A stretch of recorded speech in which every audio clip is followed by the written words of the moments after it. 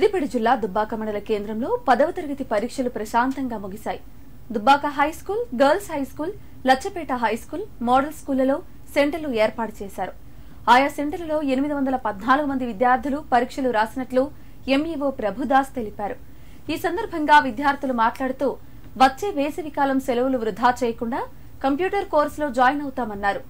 10లో మంచి మార్కులతో ఉత్తీర్ణత సాధిస్తే తమ తల్లిదండ్రులు, విద్య నేర్పిన గురువుల సలహాలతో మంచి కాలేజీలో ఇంటర్ పూర్తి చేస్తామని వారు తెలిపారు.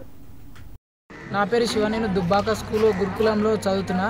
ఇక్కడ 10th బోర్డ్ ఎగ్జామ్ సక్సెస్ఫుల్గా కంప్లీట్ చేసుకొని నెక్స్ట్ రిజల్ట్ కోసం ఎదురు చూస్తా.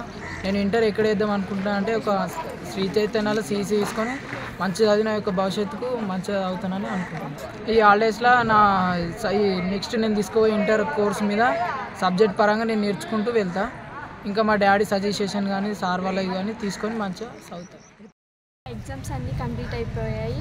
ఇంకా ఇప్పుడు హాలిడేస్ వచ్చాక మేమందరం కలిసి ఏదైనా మంచి కోర్స్కి వెళ్తాము. కంప్యూటర్ కోర్స్ కానీ ఇంకేమైనా కొత్త కోర్స్ పడితే అవికి మేము వెళ్ళి కొంచెం ట్రైనింగ్ తీసుకుంటాం. తర్వాత మా రిజల్ట్ వచ్చాక మంచి మార్కులతో మేము పాస్ అయితే మంచి కాలేజ్లో జాయిన్ అవుతాం.